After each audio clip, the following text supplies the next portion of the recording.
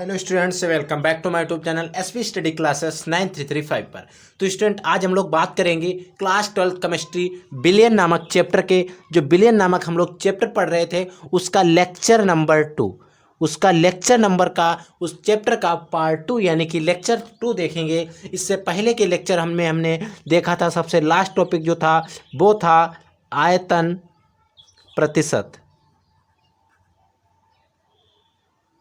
इससे पहले हम लोगों ने आयतन प्रतिशत के बारे में, बिलियन क्या होते हैं, बिलियन कितने प्रकार के होते हैं, बिलियन कैसे बनते हैं, बिलियन में क्या होता है, उसके बारे में हम लोगों ने चर्चा की थी। तो आज के इस वीडियो में लोग देखेंगे तीसरा टॉपिक जो है वो ग्राम प्रति लीटर देखेंगे। फिर उसके बाद में देखेंगे मोलरता, फार्मलता और नॉर्मलता और मोल प्रभाज के बारे में अच्छे से कवर करेंगे। न्यूमेरिकल भी कुछ लगाएंगे। तो इसीलिए अगर आपने अभी तक वीडियो को लाइक नहीं किया तो वीडियो को लाइक कर दीजिए, चैनल पर नए तो चैनल को जरूर सब्सक्राइब कर लेना। तो देखिए, हम बात करते हैं ग्राम प्रति लीटर की, यानी कि ग्राम प्रति लीटर क्या होता है।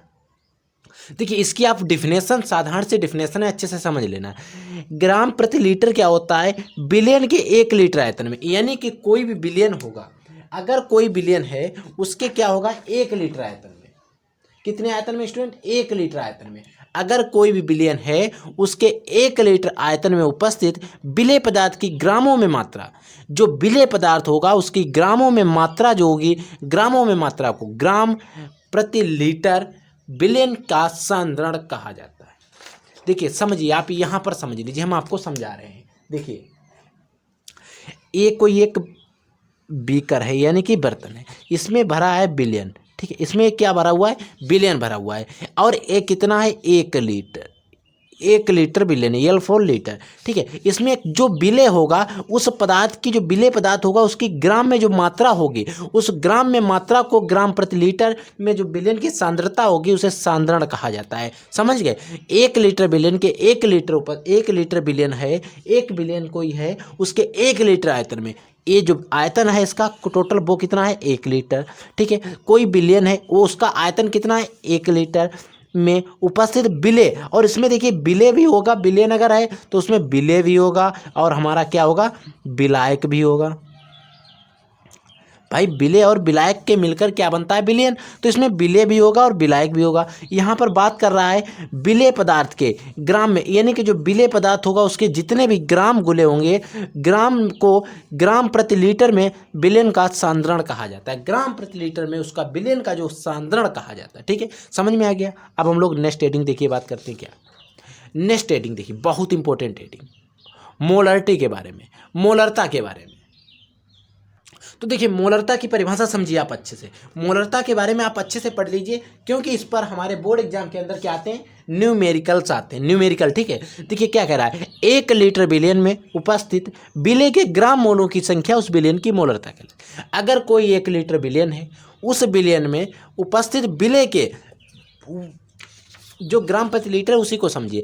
ये कोई 1 लीटर का बिलियन था, इसमें विलेय के ग्राम मोलों की संख्या, इसमें जितने भी ग्राम होंगे उनके मोलों की संख्या को क्या कहेंगे? उस बिलियन की मोलरता कहेंगे। अगर हम बात करें, इस पे हमें न्यूमेरिकल आते हैं तो इसको डिनवर्ट करते हैं हम एम से, ठीक है। स्मॉल एम नहीं, कैपिटल एम से, ठीक है। फिर हम अगर बात करते हैं मोलरता के लिए, हमें एक फार्मूला चाहिए, तो इसमें क्या होगा? विलेय के ग्राम मोलों की संख्या। अब देखिए, यहाँ पर कह रहा है कि विलेय के ग्राम मोलों की संख्या, विलेय के ग्राम मोलों की संख्या। अगर हमें विलेय के ग्राम मोलों की संख्या निकालनी है तो हम कैसे निकालेंगे? तो इसके लिए क्या करेंगे? हम विलेय का भार लिखेंगे, जो विलेय होगा उसका भार लिखेंगे, और ठीक है उसका अणुभार लिखेंगे। क्या लिखेंगे? अणुभार लिखेंगे, ठीक है। समझ में आ गया? अब हम देखिए, इतना समझ में आ गया तो इसके लिए हमें जो न्यूमेरिकल आएंगे उसके लिए एक सूत्र आप लिख लीजिए।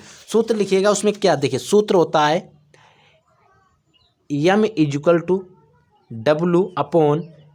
W/E/V। अब कह रहे होंगे सर ये सूत्र आया कहाँ से? तो इस सूत्र को मैं अच्छे से समझाऊंगा, आप लोग थोड़ा इंतजार करिए। देखिए, एम क्या है? एम क्या है? मोलरता है। डब्ल्यू क्या है? वेट है। ई क्या है? जो उसका परमाणु द्रव्यमान है, ई, ठीक है। और ई के बी क्या है? आयतन है लीटर में, ठीक है। इसी को मैं अभी न्यूमेरिकल लगवा रहा हूँ, आपके अच्छे से समझ में आ गया है। तो देखिए, हम सॉल्व करेंगे इस न्यूमेरिकल को। न्यूमेरिकल कह रहा है, देखिए उस विलयन की मोलरता ज्ञात कीजिए। उस विलयन के में क्या निकालनी है, मोलरिटी निकालनी है, जिसके 450 ml में NaOH के 5 ग्राम घुले हों। समझिए, इसमें 450 ml है, उसमें NaOH के 5 ग्राम घुले हुए हैं। NaOH के कितने ग्राम घुले हुए हैं, 5। तो हमें निकालना क्या है, EM इक्वल टू हमें दिया है क्वेश्चन मार्क। ठीक है, हमें दिया क्या गया है, बी फॉर वॉल्यूम, यानी कि इतना जो दिया गया है ml जो दिया गया है वो आयतन है। लेकिन हमने सूत्र में पढ़ा क्या था, आयतन होना किस में चाहिए, L फॉर लीटर में। ठीक है, इतनी बात क्लियर है। अब हमें देखिए इसका जो W यानी कि वेट दिया गया है वो दिया गया है 5 ग्राम, 5 ग्राम में घुला है। ठीक है, तो हमने तीनों मानों को लिख लिया और कै किस में रहा है, NaOH में, सोडियम हाइड्रोक्साइड में। अब हमें क्या करेंगे, इसका निकाल लेंगे अणुभार। Na का कितना होता है, Na का अगर अणुभार निकालेंगे तो इसका दोनों का आएगा 40। ठीक है, अब देखिए कैसे निकाला, देखिए EH का पीछे से निकालिए चाहे आगे से। Na का कितना होता है, 11 होता है, 11 दूनी कितने होते हैं, 22। तो इसका लेते हैं हम कितना, 23 द्रव्यमान संख्या होती है, प्लस Na एक की कितनी, सॉरी Na, हाँ O की कितनी होती है, ऑक्सीजन की 8 होती है, तो इसकी द्रव्यमान संख्या होती है 16, और हाइड्रोजन की कितनी होती है 1। अब जब हम इसको जोड़ देंगे तो आ जाएगा 40, 23, 24, 24 और 24 की दरार ने दी 20 और 20 20 40। ठीक है, तो हमारा कितना आ गया, अणुभार 40, और अणुभार को लिखते हैं हम E से। ठीक है, समझ में आ गया। हमने आपको सूत्र बताया था, EM equal to W upon E into V। लेकिन अभी यहाँ पर कंफ्यूज ये है, हमें B किस में चाहिए, लीटर में। तो B को हम आयतन को बनाएंगे लीटर में। कितना दिया गया, 450 ml। 450 ml दिया गया, लीटर में बनाने के लिए हमें 1000 से भाग कर देंगे, 2 जीरो से हम काट देंगे। ठीक है, इतना आप रखिए, क्या बचा, 45/100 बचा। अब इसी को मान रख दिए। W का मान हमें दिया गया कितना, 5 ग्राम, 5 ग्राम हो गया। E का मान हमारा आया है कितना, 40 इंटू B का मान कितना आया, 45/10, 100, इतना ही तो है। ठीक है, अब हम क्या करेंगे, इसके एक जीरो से ए वाला एक जीरो कैंसिल हो गया। अब देखिए इस जीरो से इस जीरो को हमने कर दिया कैंसिल। अब इसको करिए, 4 2 दूनी 4, 2 पंचे 10। ठीक है, यहाँ तक समझ में आ गया। अब या फिर आप इन 10 को सीधा ऊपर भेज दीजिए, कोई दिक्कत नहीं है। अब देखिए ये जो 5, W का मान कितना था, 5 था। ठीक है, अब हम देखिए W का मान भी रख लेते हैं, इधर बचे 2 इंटू कितना बचा, 45/5 बचा है, नहीं बचा, इतना ही तो बचा। 5 दूनी 10, इधर भाग कर दिया। ठीक है, 2 दूनी 4, 2 पंचे 10। ठीक है, इतना बचा। अब हमें क्या करना है, इसी को क्या कर लेना है, सॉल्व कर लेना है। इसको सॉल्व कैसे करेंगे, देखिए इसको सॉल्व करने के लिए ये जो 5 है हमारे, ये चले जाएंगे ऊपर, कितना हो जाएगा, 5 25, और 45 दूना कितना हो जाएगा, 90 हो गया। 45 दूना कितना हो जाएगा, 90, इधर नीचे, और ये वाला ऊपर चला जाएगा। देखिए अब इसको काटिए, 5 से 5 25, 5 1 5 बचे 4, 5 8 40, 18 पंचे 90। ठीक है, यानी कि 5 बटे क्या आ गया, 18। जब 5/18 आ गया, हमने लगा लिया दशमलव, ऊपर एक जीरो बढ़ा दिया। 18 दूनी कितने होते हैं, 36.2, 18 दूनी 36, इधर देखिए 36, 50 से 36 आप जब निकालेंगे, 4 और इधर 1, 14 बच रहे हैं, 14 बच रहे हैं, तो यहाँ पर 14 जाएगा ना, तो एक जीरो बढ़ाएंगे, 18 7। ठीक है, तो इतना आ जाएगा। EM का मान कितना आ जाएगा, देखिए ये जो आ जाएगा, EM का मान आ जाएगा 0.278, इतना मान आ जाएगा। मोलरता हमें कितनी होगी, इतनी होगी। ठीक है, तो अच्छे से समझ में आ गया न्यूमेरिकल। ठीक है, अब हम बात करते हैं इससे नेक्स्ट आगे क्या होगा, इससे आगे हम पढ़ेंगे नॉर्मलिटी, यानी कि नॉर्मलता के बारे में। अब बात करते हैं नॉर्मलता क्या होती है। भाई नॉर्मलता, मोलरता, फॉर्मलता सब कुछ बात करेंगे इस वीडियो के अंदर। अब बात करते हैं नॉर्मलता, और सभी के न्यूमेरिकल भी देखेंगे। देखिए नॉर्मलता में क्या होता है, आप इसकी पहले डिफिनेशन समझिए। कह रहा है 1 लीटर कोई विलियन है, 1 लीटर विलियन में उपस्थित विलय के ग्राम तुल्यांकों की संख्या, उसमें ग्राम मोलों की संख्या की बात कर रहे थे मोलरता के अंदर। नॉर्मलता में बात करते हैं ग्राम तुल्यांकों की संख्या। ये 2 से 3 पॉइंट होते हैं जिनको आपको अंडरलाइन कर लेना है। ग्राम तुल्यांकों की संख्या को उस विलयन की क्या कहते हैं, नॉर्मलता कहते हैं, और इसे हम इस कैपिटल एन से डिनोट करते हैं। ठीक है, अब अगर हम बात करते हैं नॉर्मलता के लिए फार्मूला की, तो आप नॉर्मलता के लिए फार्मूला लगाते हैं, नॉर्मलता इक्वल टू विलेय के ग्राम तुल्यांकों की संख्या अपॉन बिलियन का आयतन लीटर में। बिलियन का आयतन जो यहाँ पर भी हम देखेंगे लीटर में ही लिखना होगा और L4 होता है लीटर, ठीक है। अब हम बात करते हैं ग्राम तुल्यांकों की संख्या। अब अगर हमें ग्राम तुल्यांक निकालना है, ये निकालना है, ग्राम तुल्यांक ही निकालना, हमें यही नहीं पता हम ग्राम तुल्यांक होते क्या है, तो ग्राम तुल्यांक कैसे निकालेंगे, तो उसके लिए भी एक सूत्र होता है। देखिए ग्राम अगर तुल्यांक आपको निकालना है तो जो विलेय होगा, देखिए जो बिलियन होगा उसमें दो चीजें होंगी, एक तो होगा हमारा विलेय प्लस एक होगा विलायक, और इससे जो मिलकर बनता है वो बनता है बिलियन। विलेय और विलायक जब मिलते हैं तो हमारा बनता है बिलियन, ठीक है। और देखिए जो अगर बिलियन होगा तो उसमें विलेय भी होगा विलायक, तो विलेय का जो भार होगा और विलेय का तुल्यांकी भार जो होगा ई, तुल्यांकी भार ई जो हमें अभी निकाला था NaOH का, ठीक है वही, तो ये जब होगा तो इसी को हम क्या करेंगे ग्राम तुल्यांक कह देते हैं। अब इसके लिए हम सूत्र क्या लगाते हैं, N = W/E/V। सूत्र सब में ये जो वैल्यू है लगभग सेम ही सभी में रहती, चाहे मोलरता निकालनी हो चाहे नॉर्मलता, ठीक है। अब हम इस पर क्या करते हैं कि न्यूमेरिकल बात कर लेते हैं जिससे कि आपको अच्छे से समझ में आ जाए और ये जो मान है ये सभी समझ में आ जाए आपको। देखिए इस न्यूमेरिकल को हम सॉल्व करते हैं, क्या है, उस बिलियन की नॉर्मलता ज्ञात कीजिए जिसके 250 मिलीलीटर होगा, ठीक है। मिलीलीटर जलीय, देखिए मिलीलीटर कैसा बिलियन है, जलीय बिलियन के NaOH के 5 ग्राम बिलियन, समझिए। फिर उस बिलियन के में नॉर्मलता ज्ञात करना है जिसके 250 ml या मिलीलीटर जलीय बिलियन के NaOH के 5 ग्राम बिलियन हो, ऐसा बिलियन होना चाहिए। तो समझिए, देखिए हमें यहाँ पर जो चीज़ दी गई वो नोट कर लेते हैं। देखिए हमें गिवन में क्या दिया गया है, क्या क्या दिया गया है हमें, तो एक तो मान दिया गया W = 5 ग्राम, ये तो आपको पता ही चल गया।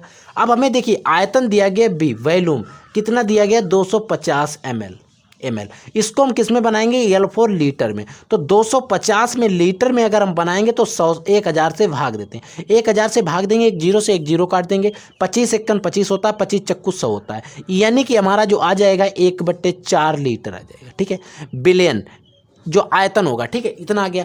अब हमें देखिए NaOH कह रहा है तो इसका क्या निकालना होगा, E, यानी कि अणुभार। इसका अणुभार कितना होता है,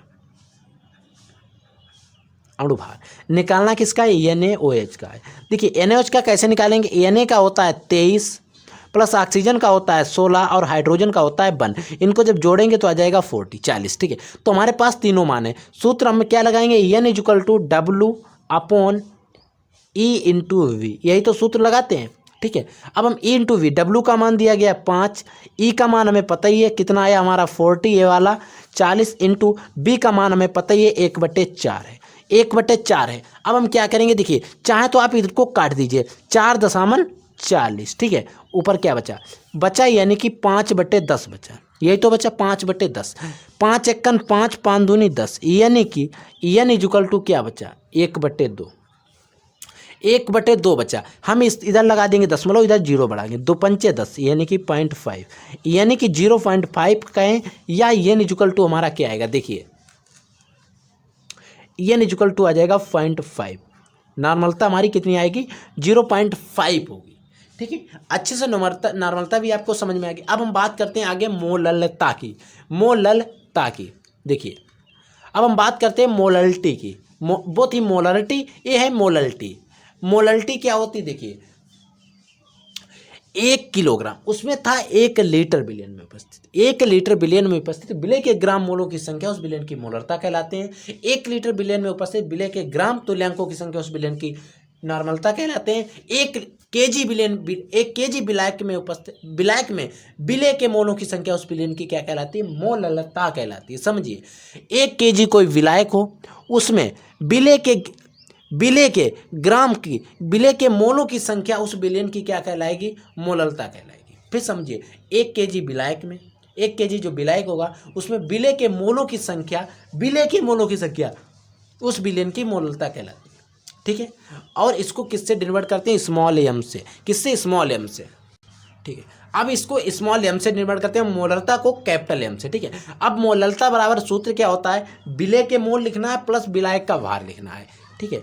अब हमें अगर विलेय के मोल निकालने हैं तो फिर कैसे निकालेंगे, तो विलेय का भार अपान विलेय का अणुभार, और सूत्र तो आपको पता है, स्मॉल n इक्वल टू लगाएंगे W/V, ठीक है। तो आइए इस पर भी हम क्या करते हैं, सबसे पहले बात है न्यूमेरिकल भी देख लेते हैं, क्योंकि स्टूडेंट न्यूमेरिकल हम इसलिए करवा रहे हैं क्योंकि आप लोगों के अंदर कंफ्यूज रहता है कि सर इस पर न्यूमेरिकल कैसे आएंगे, तो इसीलिए एक दो न्यूमेरिकल करवा रहे हैं वीडियो के, यानी कि जैसे ही चैप्टर समाप्त होगा तो इस पर हम एक स्पेशल वीडियो लेकर आएंगे सिर्फ न्यूमेरिकल के लिए। इसमें जो भी सूत्र यूज हैं उन सभी पर न्यूमेरिकल लाएंगे जो प्रीवियस ईयर में आपसे पूछे गए हैं, ठीक है। तो देखिए क्या कह रहा है, 20 ग्राम क्या है, NaOH सोडियम हाइड्रा ऑक्साइड 5 ग्राम विलायक में घुला है, तो विलेन की मोललता होगा, मोललता की गणना कीजिए, ठीक है। अब हमें देखिए यहाँ पर क्या क्या दिया गया, क्या नहीं दिया गया वो समझिए। देखिए यहाँ पर ग्राम वैल्यू 2 दी गई हैं, दी गई नहीं दी गई।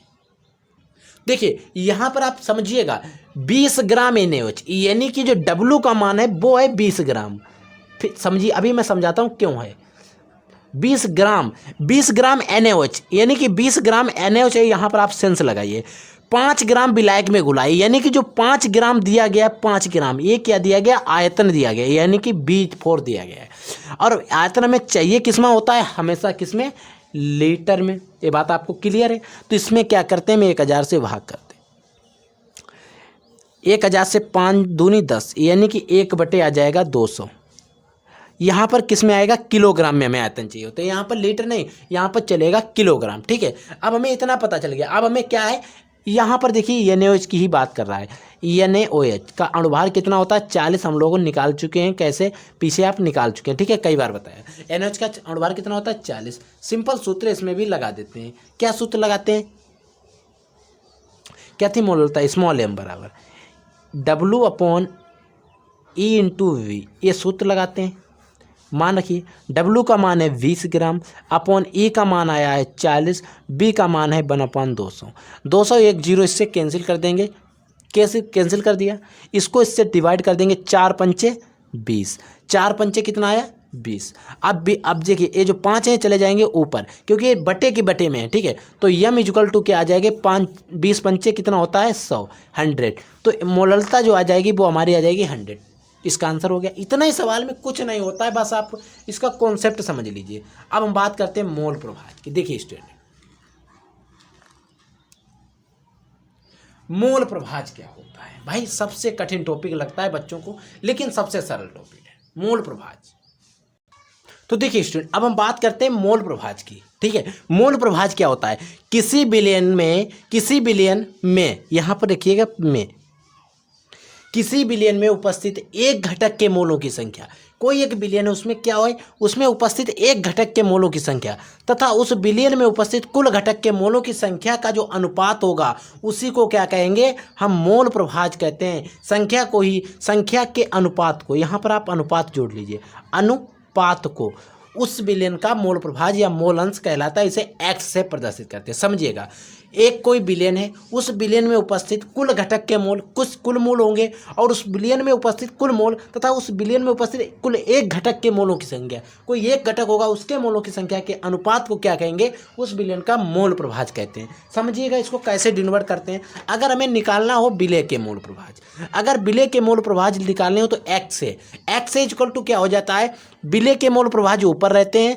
फिर अपॉन में होता है विलेय के मोल प्रभाज प्लस विलायक के मोल प्रभाज, ठीक है। अगर हमें विलायक के मोल प्रभाज निकालने हो तो विलायक के मोल प्रभाज अपॉन विलेय के मोल प्रभाज प्लस विलायक के मोल प्रभाज।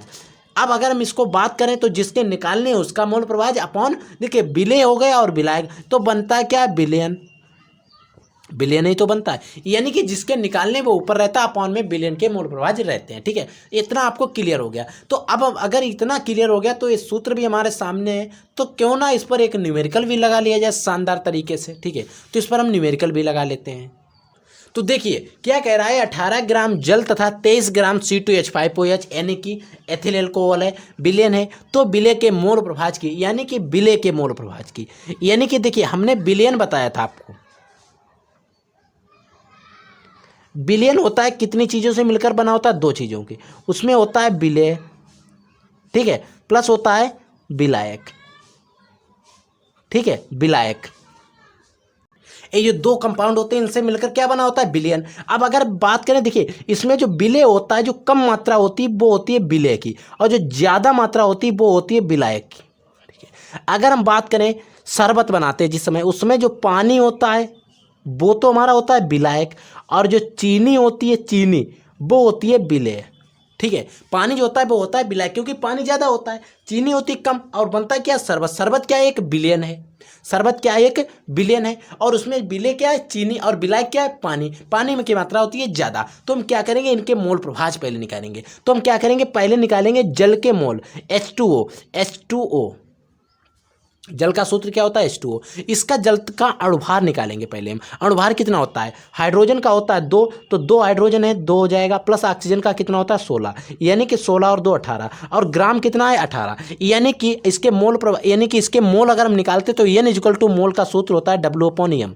ये सूत्र होता है मोलों के लिए। तो W का मान दिया गया 18, यानी कि वेट अपॉन अणुभार कितना है 18, कट गए बचा है 1, यानी कि जल के जो मोल आए हैं वो आया है 1। अब हम क्या करेंगे, C2H5OH के मोल निकालेंगे। C2H5OH के पहले निकालेंगे का अणुभार निकाल लेते हैं। क्या निकाल लेते हैं, अणुभार। अणुभार कार्बन का कितना होता है 6, 6 दूनी कितना होता है 12 हो गया, और 12 × 2, क्योंकि 2 बार है, हाइड्रोजन का 1 होता है, गुणे 5 कितनी बार है 5 बार है, प्लस ऑक्सीजन का कितना होता है 16 होता है, प्लस 1। इनको जब 12 दूनी 24 प्लस 5 प्लस 16 प्लस 1, जब आप इन दोनों को जोड़ेंगे, सभी को जब जोड़ेंगे तो हमारे पास कितना आएगा, तब आएगा 46। आप जोड़ दीजिए 24 और 5 29 30, 30 10 40 और 6 46। ठीक है, अब हम इसके क्या कर निकालेंगे, मोल निकालेंगे। C2H5OH के मोल क्या निकालते हैं, मोल निकाल लेते हैं। मोल कितना आएगा, देखिए W अपॉन क्या होता है सूत्र, हम W इसमें कितना दिया है 23 ग्राम, देखिए दिया गया है 23 ग्राम, अपॉन देखिए ऊपर देख लीजिए 23 ग्राम दिया हुआ है, अपॉन कितना आया 46, 23 दूना 46, यानी कि 1/2 आया कि नहीं। अब इसमें देखिए विलय के मोल पूछ रहा है, विलय के मोल ज्ञात, मोल प्रभाज, और विलय क्या होता है, जो कम होता है, कम क्या इसमें है, जल है, विलय के मोल प्रभाज। ठीक है, तो हम इसके कैसे मोल प्रभाज निकालेंगे, देखिए N = क्या हो जाएगा, N/N1 + N2।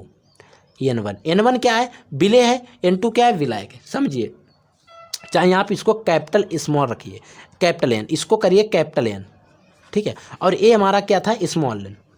ठीक है, अब समझिए स्मॉल n बराबर क्या हो जाएगा, n का मान है 1, ऊपर हम उसी के मोल प्रभाज रखते हैं जिसके में निकालने होते हैं। ठीक है, 1 प्लस इसका कितना आया 1/2 आया, 1/2 नहीं आया। ठीक है, जब इसका 1/2 आया, आप समझिए इस चीज को 1/2। ठीक है, अब हम इसको क्या करते हैं, सॉल्व करते हैं, किसको, इतने को 1/1 + 1/2।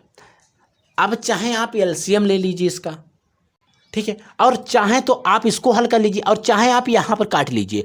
देखिए यहाँ काटने से आसानी, लगाया दशमलव बढ़ाया 0, 2 पंचे 10, यानी ठीक 5, 0.5 आ गया। आप यहाँ पर करिए, देखिए ऊपर क्या है, ऊपर तो रहेगा 1 अपॉन 1 + 0.5 हो जाएगा नहीं हो जाएगा। ठीक है, 0.5 + 1, इसको जब जोड़ेंगे तो 1.5 हो जाएगा, ऊपर 1 है।